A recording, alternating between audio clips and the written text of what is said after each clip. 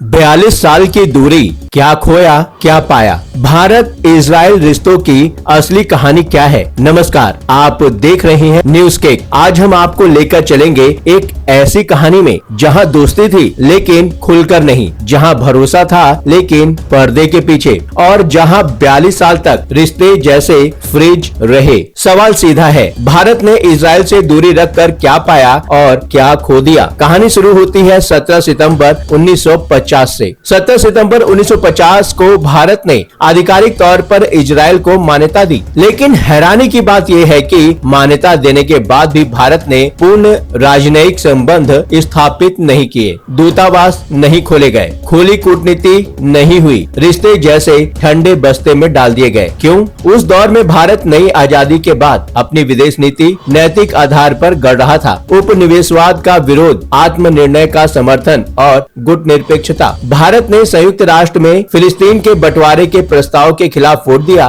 बाद में भारत ने फिलिस्तीन लिबरेशन ऑर्गेनाइजेशन को मान्यता दी। यासर अराफात दिल्ली आते थे, गले मिलते थे, तस्वीरें बनती थी। भारत खुद को अरब दुनिया का भरोसेमंद दोस्त दिखाना चाहता था। कारण भी थे, तेल की भारी जरूरत, खाड़ी देशों में रोजगार के अवसर, कश्मीर मुद्दे पर अरब समर्थन की उम्मीद। लेकिन सवाल ये है, क्या ये रणनीति सफल रही? और फिर दूरी से आपको क्या मिला? 1950 से 1980 के दशक तक कश्मीर का मुद्दा संयुक्त राष्ट्र में उठता रहा। पाकिस्तान लगातार अभियान चलाता रहा। ऑर्गेनाइजेशन ऑफ इस्लामिक कोऑपरेशन में पाकिस्तान का असर मजबूत रहा। भारत दुनिया की दूसरी सबसे बड़ी मुस्लिम आबादी वाला देश, फिर भी OIC में जगह नहीं पा सका। अरब देशों ने भारत के खिलाफ खुला मोर्चा नहीं खोला, लेकिन पाकिस्तान को भी अलग थलग नहीं किया। पूर्व विदेश सचिव कंवल सिंबल कई बार कह चुके हैं, भारत ने फिलिस्तीन पर स्पष्ट समर्थन दिया, लेकिन बाद में कश्मीर पर वैसा ठोस समर्थन नहीं मिला। यानी 42 साल की दूरी से कोई बड़ा कूटनीतिक बोनस नहीं मिला। बात आती है, हमने क्या मिस कर दिया? जब भारत निर्गुट आंदोलन का नेतृत्व कर रहा था, उधर इजराइल खुद को एक सिक्योरिटी नेशन के रूप में गढ़ रहा था। 1967 और 1973 में अरब देशों से युद्ध जीतकर उसने अपनी सैन्य क्षमता साबित की। उसकी खुफिया एजेंसी मोसाद दुनिया में अपनी पकड़ बना चुकी थी। इधर भारत को क्या झेलना पड़ा? 1962 में चीन से युद्ध, 1965 में पाकिस्तान से युद्ध, और फिर 1971 फिर युद्ध। इन तीनों मौकों पर इजराइल ने चुपचाप भारत की मदद की, हथियार और गोला बारूद भारत भेजे। सोचिए, रिश्ते फ्रिज थे लेकिन भरोसा वार्म था। 1980 का दशक आया, पंजाब में आतंकवाद, कश्मीर में उग्रवाद, भारत को निगरानी, तकनीक, ड्रोन, आधुनिक खुफिया सहयोग की जरूरत थी। अगर 70 के दशक में ही औपचारिक रक्षा सहयोग शुरू हो गया होता तो क्या 80 और 90 के दशक की तस्वीर कुछ अलग नहीं होती? रणनीतिक विश्लेषक C राजा मोहन लिखते हैं, भारत ने पश्चिम एशिया को लंबे समय तक वैचारिक नजर से देखा, जबकि व्यवहारिक संतुलन पहले बनना चाहिए था। अब दूसरा अध्याय शुरू होता है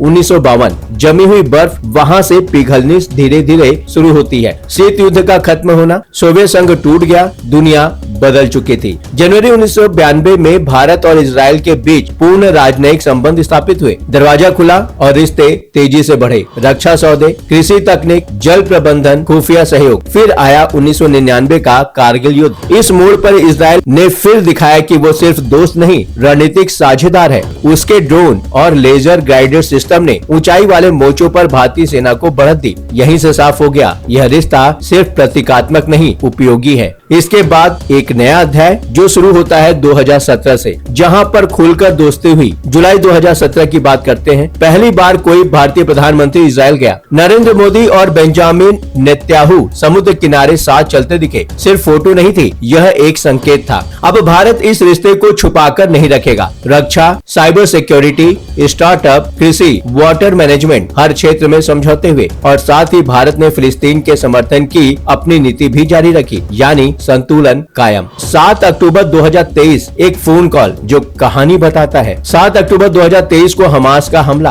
कुछ ही घंटों में नई दिल्ली से बयान। प्रधानमंत्री नरेंद्र मोदी ने इजराइल के साथ एकजुटता दिखाई, फोन पर बातचीत हुई, संदेश साफ, आतंकवाद के खिलाफ भारत इजराइल के साथ है। आज भारत इजराइल का सबसे बड़ा रक्षा खरीदार है। 2020 से 2024 के बीच इजरायली रक्षा निर्यात का 34% हिस्सा भारत का रहा। अब सहयोग सिर्फ खरीद बिक्री तक सीमित नहीं है। हैदराबाद में अडानी के प्लांट में इजरायली हेरमेस 900 प्लेटफॉर्म पर आधारित दृष्टि 10 स्टार लाइनर ड्रोन का निर्माण हो रहा है, यानी अब तकनीक भारत में बन रही है। 42 साल का सबक, यानी कि 1950 से लेकर 1992 तक की दूरी पूरी तरह गलत नहीं थी। उस समय के अपने तर्क थे तेल, शीत युद्ध, घरेलू राजनीति। लेकिन पीछे मुड़कर देखें तो साफ दिखता है भारत संतुलन पहले भी बना सकता था। अरब देशों से रिश्ते भी रहते और इजराइल से खुला सहयोग भी। विदेश नीति में भावनाएं जरूरी है, पर रणनीतिक हितों को बहुत देर तक रोका नहीं जा सकता। आज भारत और इजराइल की दोस्ती छुपी हुई लाइन नहीं है, यह खुली साझेदारी है। प्रधानमंत्री मोदी का इजराइल दौरा सिर्फ डील साइन करने का कार्यक्रम नहीं होगा, वह दो देशों की उस कहानी का अगला अध्याय होगा जो 42 साल तक रुकी रही,